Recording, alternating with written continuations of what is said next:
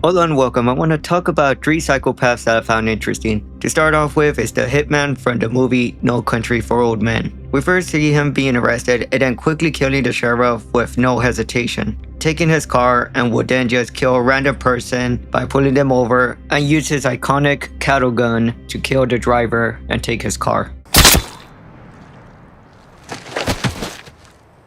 Just from the start of the movie, we just see how ruthless Anton is, killing one person with his bare hands and another with a cattle gun. And these cattle guns also show us a bit of insight on how he sees people, seeing that their lives don't have that much value and it could be similar to cattle.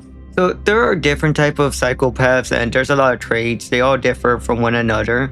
But what makes Anton a psychopath is, other than being odd, he is cold, speaks in a monotone voice like no emotions, barely shows any emotion, and doesn't even show guilt when he kills or make threats to others. You can say that he walks with confidence, but I think it's more of not caring. An example of how much he doesn't care about the world around him is the pharmacy scene.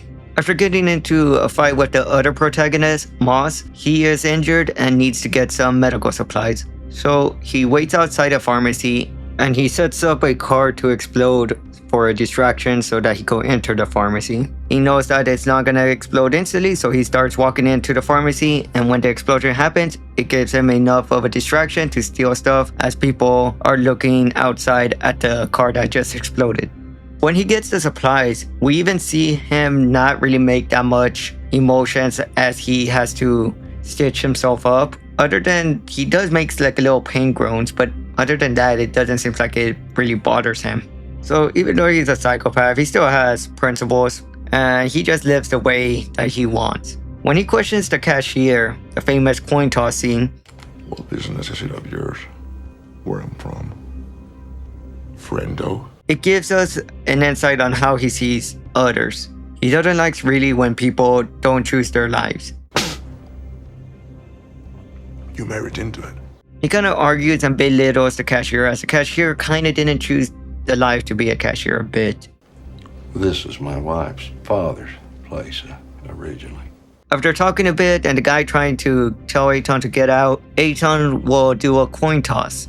He doesn't tell the guy what's gonna happen if he loses. He just tells him to choose. And eventually the guy chooses, which he chooses heads, and he will win the coin toss. And Anton just kind of goes on his way after that. Anton doesn't get mad or anything or upset that the guy won. He just goes on his way back to his mission. The main reason why Anton is hunting down the main character of the movie is because the main character took some money that doesn't belong to him. So Anton is tasked to retrieve the money. So then that means anyone that gets in his way could be killed. But also anyone that he makes promises to, which we will go on to later on details. An example will be Moss's wife. But random civilians are not safe from Anton, as we will see that he kills anyone who is just there at the wrong place and at the wrong time. So Anton does have some beliefs, like one is that he doesn't like when someone sends multiple people for one job. We later on see he kills a person for that reason. Going into his beliefs, and one of his famous quotes with a character named Carson is that, If the rule you followed grudged it is, of what use was the rule? Anton does not like hypocrites or people that go back on their word. And when he has Carson in gunpoint, Carson tries to beg, plead, and other stuff, but Anton already made up his mind. So near the end of the movie, Anton tells Moss, our main character, that he will target his wife if he does not get the money. And Moss says no and kind of challenges Anton, but later on, Moss will meet his fate differently, but a promise is a promise, so Anton will visit her. From there, Anton will try to make her choose heads or tails, but she will refuse and says, "The coin don't have no say." So at the end, Anton ends up just killing her. She is kind of right that even though it is his principle that he would let the coin, he still ended up making a choice for her fate. This is an example of how cold he is. He didn't have to go after Moss's wife. Even when Moss was dead already, he didn't have to. There's a theory that Anton is deaf, but I think his ending goes against that theory, as he almost dies during a car crash. A random event, and they think that was just by chance. Even though he thinks he's an arbiter of death, he is not safe from the world's wrath. But even at the end, He's not really bothered by it. After the accident, he would just get out and then just treat his wounds the best he can at the moment and just walk away. Anton follows multiple traits of a psychopath. The most common is that he presents no guilt when killing, no empathy, and a disconnection with humanity. So this is why in a survey he was considered a textbook psychopath. And with his far-quad haircut, he is a hitman no one wants to be hunted by. The other psychopath I want to go over is Lalo Salamanca from Better Call Saul. And with him, he's already obviously a different type of psychopath compared to Anton. He is more charismatic, deceptive, logical, and also more sadistic than Anton. Lalo knows how to put on a fake face and then go back to being cold. And Lalo does seem to take pleasure on the work he does, even when it is not a very nice thing. An example is when he's visiting Hector. Hector is not able to communicate because he's a bit paralyzed, so Lalo comes up to visit him and brings a bell, which allows him to, in a sense, communicate with others. And while giving these, he kind of gives a little backstory behind it and taking joy on remembering burning down a place that did business with them. It could be argued that Lalo is the way he is because of his family, as we see the Salamancas are all twisted. We see Hector teaching the twins to be ruthless, and we could assume the same most likely happened to Lalo. La familia es todo. The whole Salamanca tree basically has a bunch of psychopaths. They could all basically be in their own video, but I want to talk about more on Lalo because he's the most interesting of the Salamancas in my opinion. Yo soy Eduardo, but you can call me Lalo. So examples of his sadistic psychopath behavior and other stuff is when he kills Fred. This was an innocent person that just refused to allow Lalo to see some footage, and Lalo will end up just killing him and looking at the footage. Because of these reckless acts, Lalo will be investigated for Fred's murder, and another character named Mike will help in the arrest of Lalo. And when Lalo gets pulled over, he's about to get out a gun to shoot the cop, but then other cops arrive, so he knows he's outnumbered and surrenders. And after being arrested, he will go to court, and of course with the main character, Saul, he will get bond. Set the amount at $7 million, cash only. But while in court, Lalo will be bored and not even know why he was arrested. He probably assumed it was something else, but when he heard it was just the murder of Fred, he just didn't care. Honestly, he probably already forgot about it. The guy who died at the travel wire.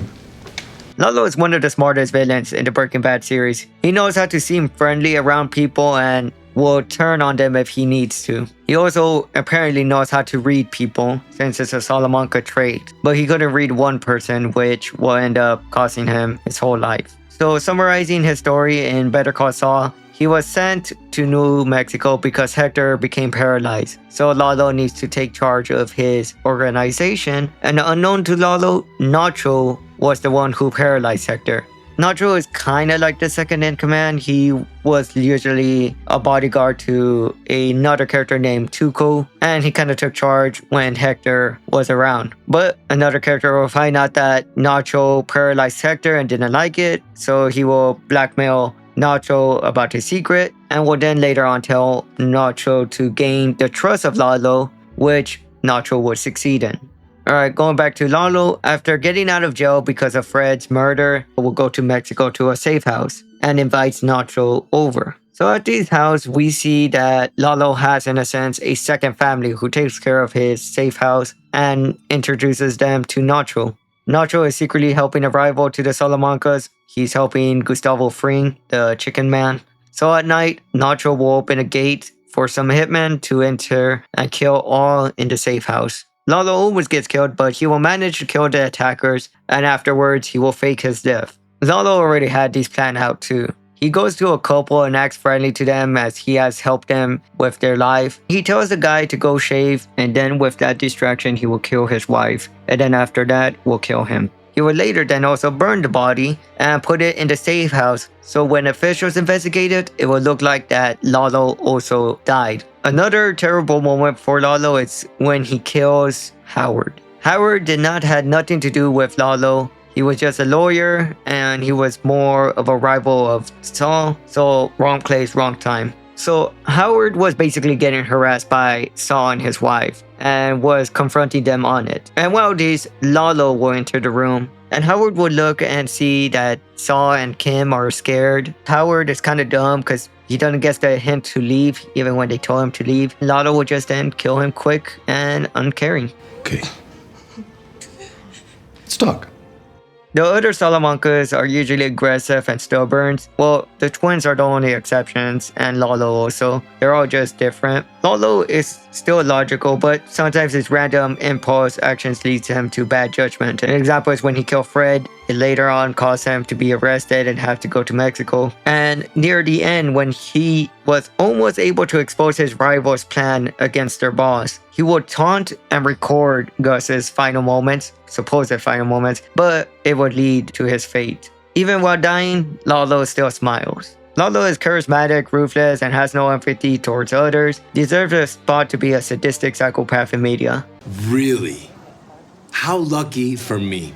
So the last character is kind of the reason I wanted to make this video back then, and it's more of a personal pick, and it's from my favorite anime, Fullmetal Alchemist Brotherhood. The reason I killed all of those men was because I could. At the start, Kimblee isn't a major antagonist, but he is one near the end. When he appears, he really shows how sadistic and how much of a psychopath he is. And for me, what made him interesting, other than him being a sadistic psychopath, is his realist philosophy. The anime of Fullmetal is filled with different philosophies, and Kimblee gives a bit of a logical point of view of one, seeing the world in a pessimistic view.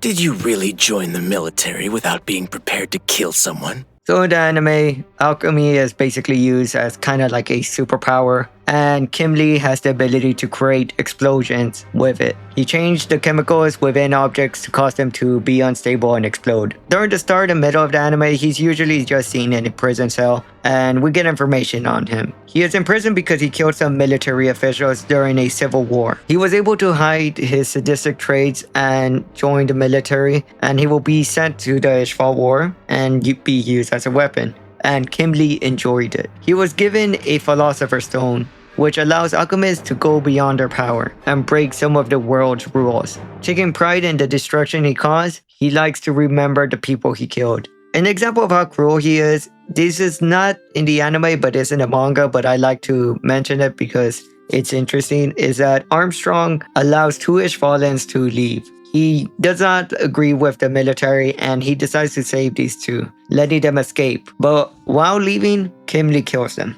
He will kill them with a smile and say that he helped Armstrong, but he knew that Armstrong was trying to spare them. As I said earlier, he will kill some military officials. They wanted the stone back, but he will take the stone for himself and kill them all, which leads him to be in prison. During the war, he came across other soldiers and alchemists talking about how do they cope on having to kill Ishvalans. Kimblee, being a realist, he tells them that they signed up for it, that soldiers are sent to war and it's their duty to kill. Think this is our job? To cause tragedy? Well, that's how it seems. In reality, he doesn't really cares about that. He just tells that to others because he doesn't like that they're afraid of killing or questioning why they have to kill. And Kimblee is just enjoying it. He doesn't really follow that, oh, it's my duty as a soldier to kill. He just likes the job of killing. He will be recruited by the villains of the show because they knew how sadistic and how chaotic he is, and they will need him for their plan. He will help them with their plan by causing some bloodshed. And how will he do this? He will trick another army in the border of the country that they're in by telling them that the border is not well protected and that they have a chance to attack, which the other army of Drogma would actually believe him and would start attacking the border. But Kimblee would then leave and the general of the Drogma army will be confused and get killed. And after the explosions and death, Kimblee is just standing there knowing that he just completed his mission. Later on, Kimblee will debate with one of the main characters of the anime, Alphonse Elric. And Alphonse is basically arguing against Kimblee about the goals they have and the role that they hold. Alphonse and his brother wants to keep people safe and get their bodies back. But Kimblee will argue that it is unrealistic and that they have to look for an exception in the world's rules, which Kimblee doesn't think is possible. Because there is another possibility, you know. You don't get your bodies back. And you don't save everyone. So as stated earlier, he was recruited by the villains and they even question why he's with them, and he just says because he wants to see which one will win. However, if I survive this battle, then the world will have chosen my sanity over yours. He doesn't have a true loyalty to it either. He just wonders which side will win. He thinks that the world will just figure out which one is right, and he doesn't care if he's in the losing side or in the winning side. Life versus life. Humans or the homunculi. Which one will triumph? He takes pride in his works and just wants to destroy anything. So later in the anime, Kimblee will die and will be consumed by Pride, one of the villains of the show, and his soul will be one of many inside of Pride. And near the end, when Pride was basically dying, he will try to switch bodies with someone, and Kimblee will interfere, and saying that Pride isn't really prideful in the body he was originally in, and saying that transferring bodies is basically not living up to the title of Pride. This just shows that Kimblee doesn't care about any sides, that he doesn't really have real loyalty to it. While he's with the other souls, he just says that he enjoys it. He kind of feels comfortable with it even though he's dead. And then he just walks away. Throughout the anime, Kimblee stays consistent and doesn't go back against his belief. He's a realist, sadistic psychopath. And with only a few scenes, but we get a lot of insight on his philosophy and character. I spent a fortune having this suit tailor-made and now it's filthy.